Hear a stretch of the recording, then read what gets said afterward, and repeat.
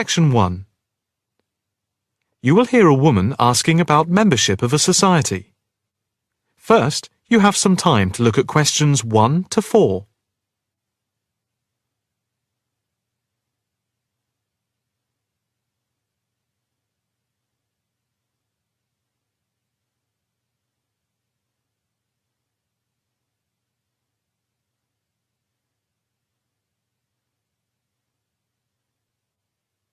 Now the test will begin. You should answer the questions as you listen, because you will not hear the recording a second time. Listen carefully and answer questions 1 to 4. Hi. I'd like some information about joining the International Arts Society. That's no problem. What exactly can I help you with? First of all, I'd like to know about the membership fee. Well, there are 2 types of membership. Can you tell me what they are? First, there is lifetime membership, which means that you can have access to all the facilities at the Society itself and all exhibitions. Plus, you can have discounts to various events at affiliated arts organisations here and abroad. And on top of that, you can use the lifetime members' room. How much is that type of membership? Well, the lifetime membership fee is £1,537. OK. It's rather a lot to pay in one go. What about the other membership?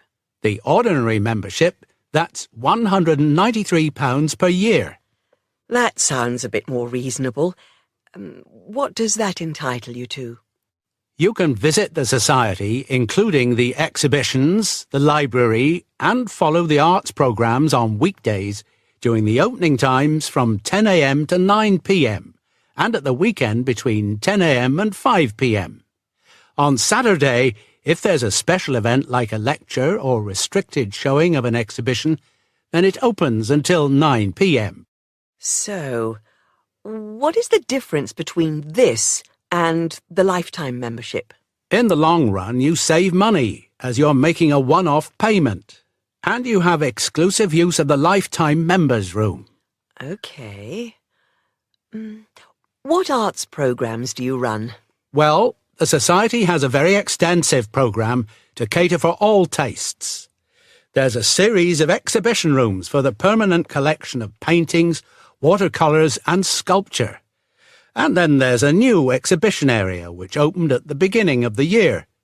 And we run a series of courses and lectures to go with the exhibitions. Can I ask about the lectures? What is scheduled for this year? The latest list is in this leaflet. Oh, yes. That looks very good. Are all the exhibitions, etc., free if I join? Yes, everything is free. That's fair enough. I think in that case I'll join. Before you hear the rest of the conversation, you have some time to look at questions 5 to 10.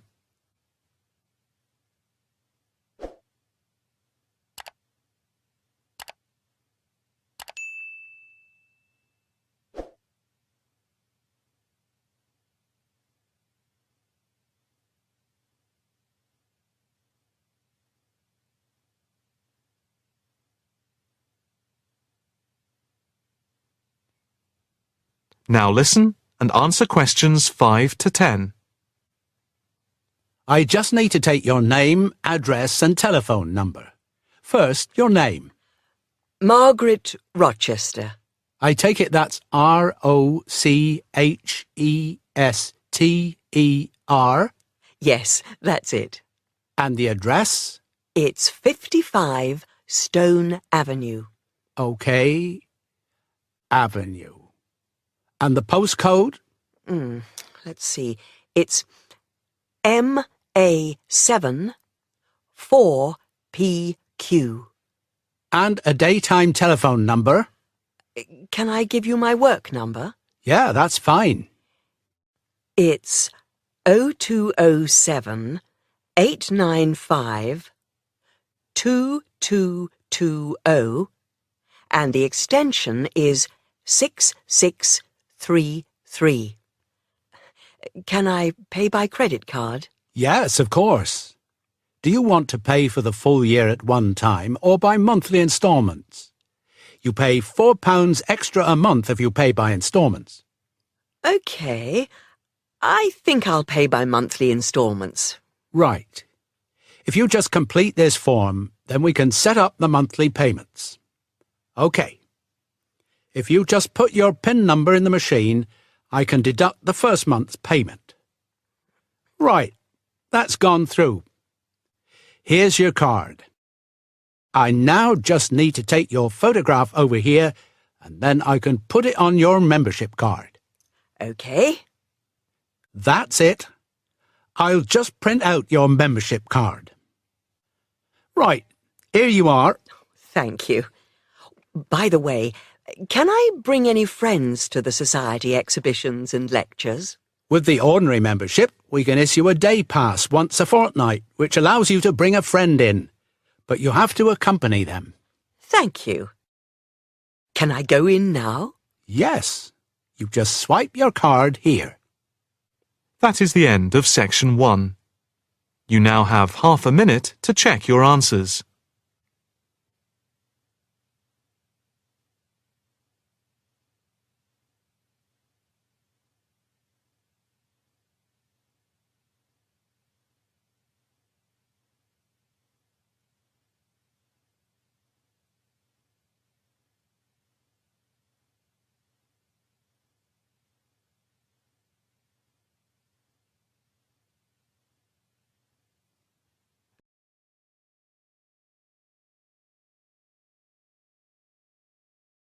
Section 2.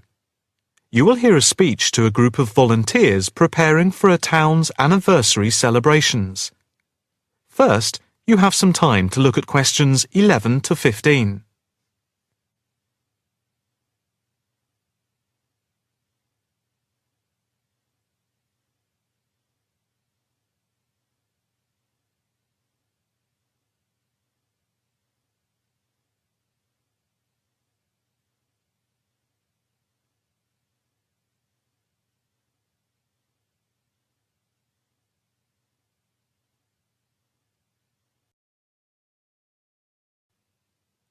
Now listen carefully and answer questions 11 to 15.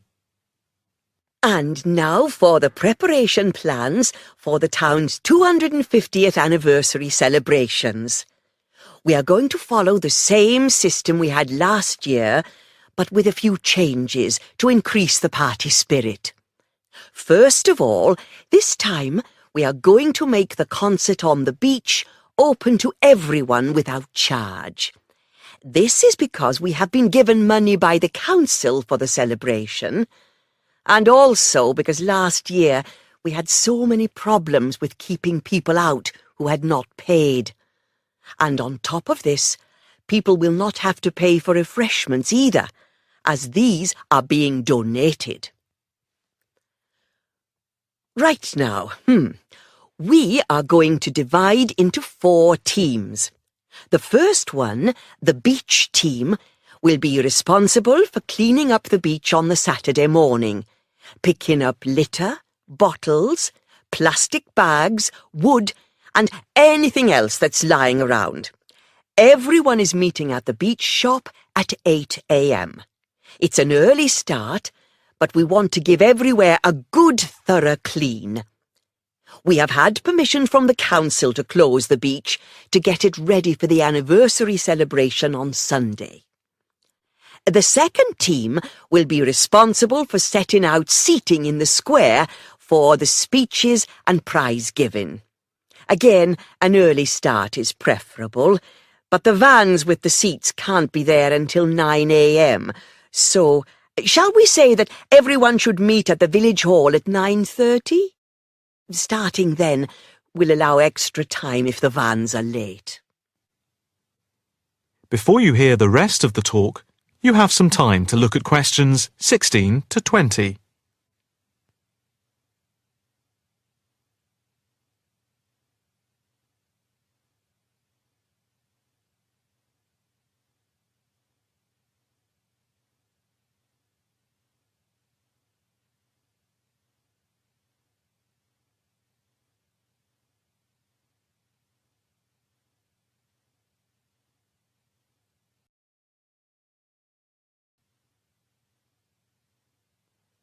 Now listen carefully and answer questions 16 to 20. Now, the third team will be the judges. For each of the various competitions, we will have 3 judges. On the whole, they will have had experience of judging before. There will be a boat race, a swimming competition, and the best fancy dress. A cash prize will be given to the winner in each category, and for the 2 runners-up, there will be book tokens. There is a sponsored mini-marathon, and by the deadline, lunchtime today, we had 263 applicants, with ages ranging from 15 to 60. That's 80 more than last year. Each entrant has paid a £20 registration fee to enter, and all the profits will go to the local children's hospital to help fund much-needed specialist apparatus. The 4th team consists of the wardens for the day itself. We are expecting at least 10,000 people, if last year is anything to go by.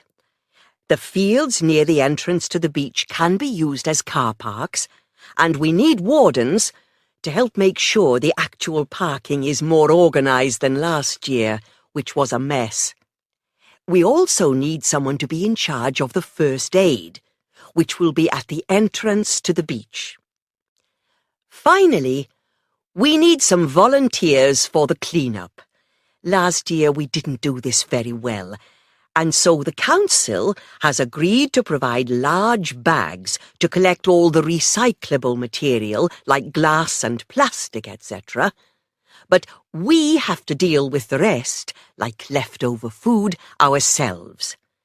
We don't want to leave piles of rotten food around or dangerous bottles.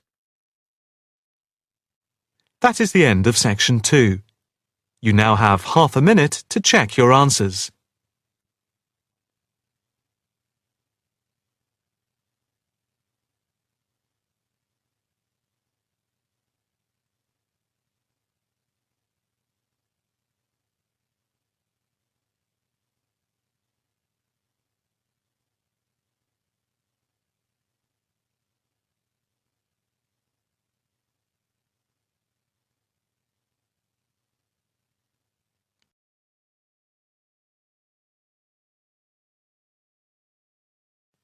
Section 3.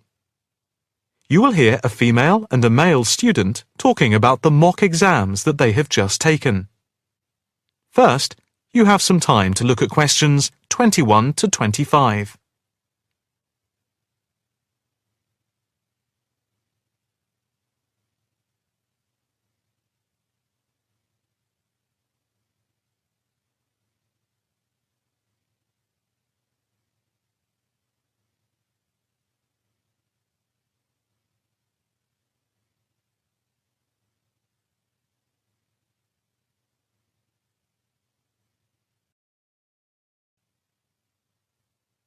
Now listen carefully and answer questions 21 to 25. So, what did you think of the practice exams last week?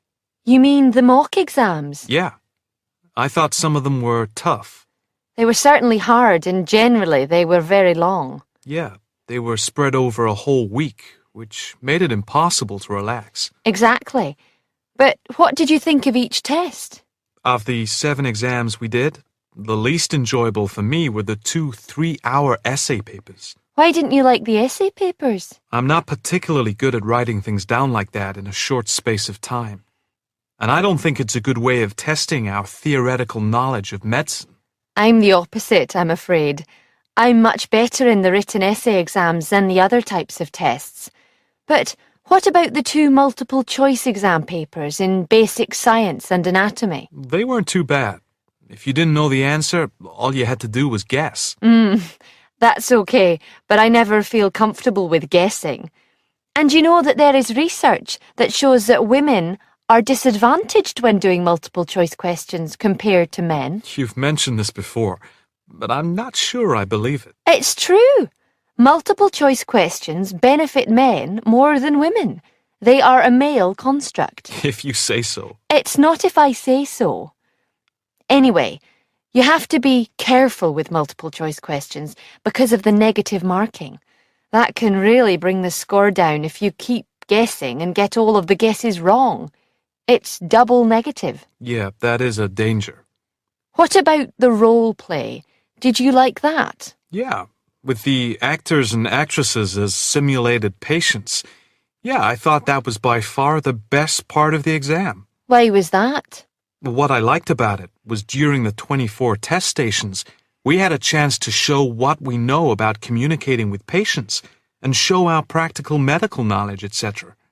Yes, I think I agree with you there. I enjoyed all of the stations, but I can tell you I was tired at the end. I have done a practice exam with 12 test stations, but not 24. It was exhausting, but also exhilarating. I agree completely. It lasted nearly 4 hours in total with the break. Before you hear the rest of the conversation, you have some time to look at questions 26 to 30.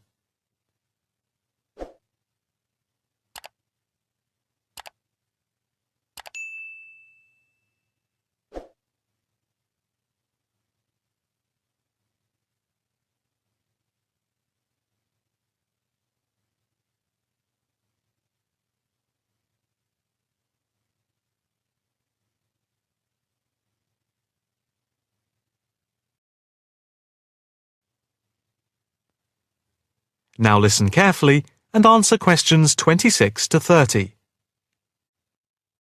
What did you think of the other two exams? The two problem-solving tests? I didn't think I was going to handle them very well, but in the end, I think they went better than I thought they would.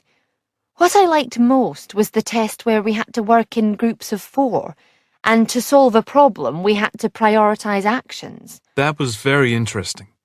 I'm not sure that I did very well in that, though. Did you feel comfortable being in a group of 4 and having 4 examiners watching you as you discussed the problem? We did practice it several times before. You learn to forget that someone is watching you.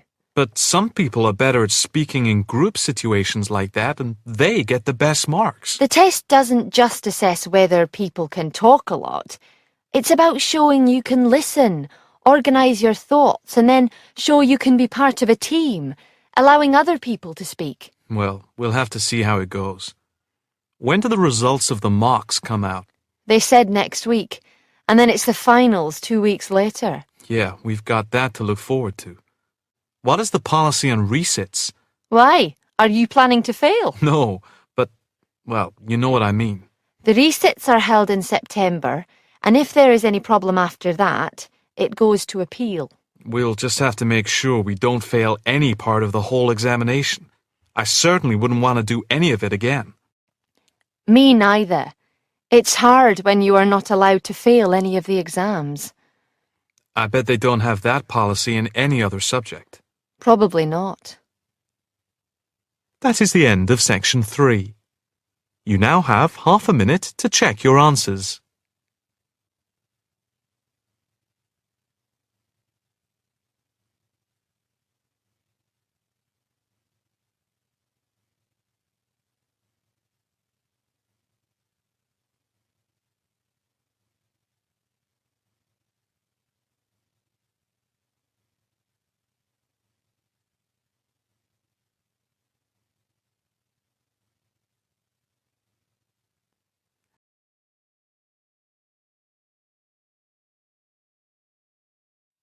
Section 4.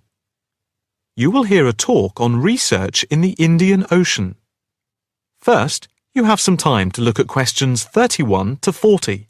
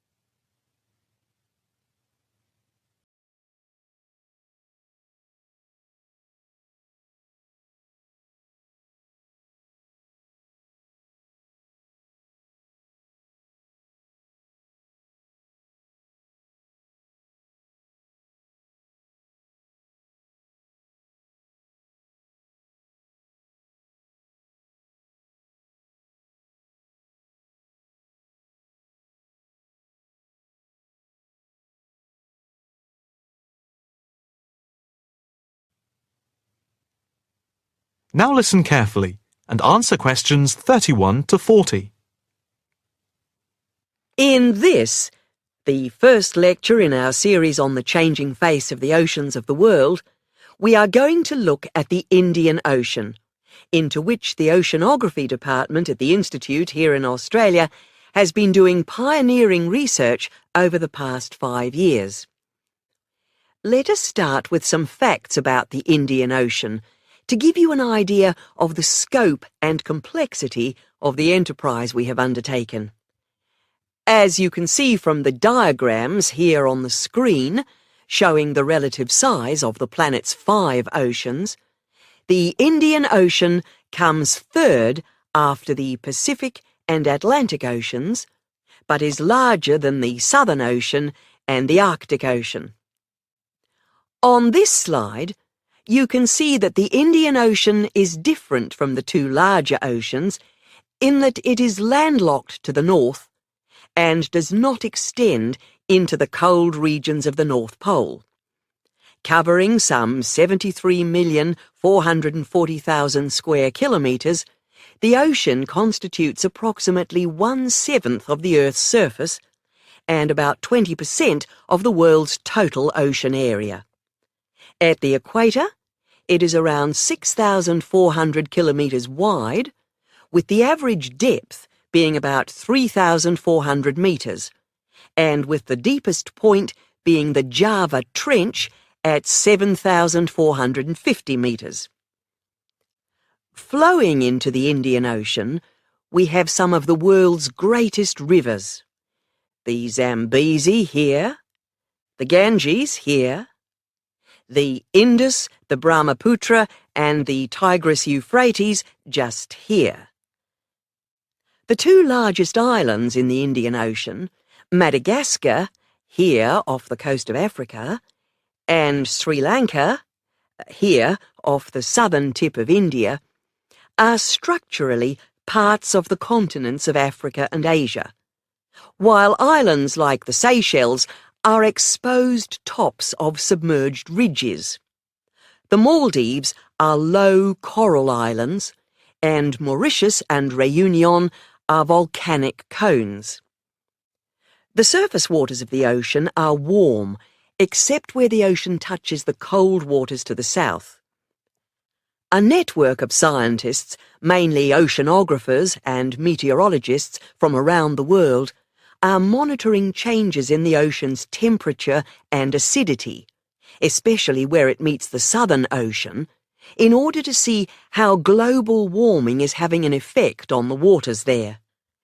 An assessment is also being carried out on how this is impacting on low-lying habitats and peoples in the more populated coastal regions around the rim of the ocean.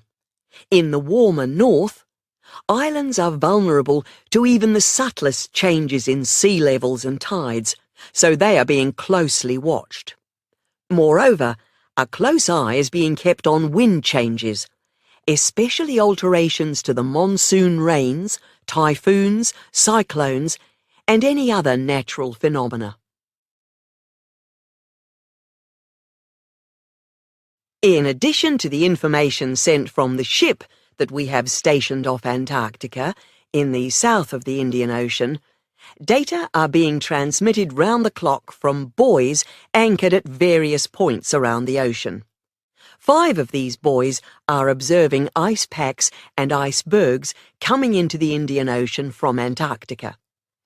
Besides the buoys, data on cloud cover and wind and temperature change are received by satellite.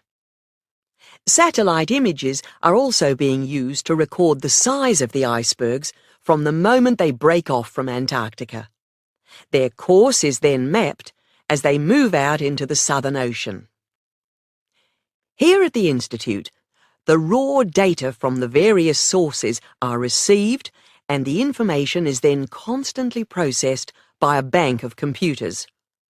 Once the data have been collated, the next step in the process is the analysis by experts here and at centres around the world, looking for even the slightest shift in patterns of temperature, wind, and sea levels. In the light of the fact that this is a global enterprise, the Institute is staffed 24 hours a day with researchers working in shifts, and we are in constant contact with centres all around the world. In total, 900 experts from around the globe are involved in the programme. The work at the Institute is now into the 5th year of a 10-year data collection, which began in 2003. The analysis of the 5 years to 2008 will be published early in 2009. However, changes in patterns are already being noticed since the data have been gathered. That is the end of section 4. You now have half a minute to check your answers.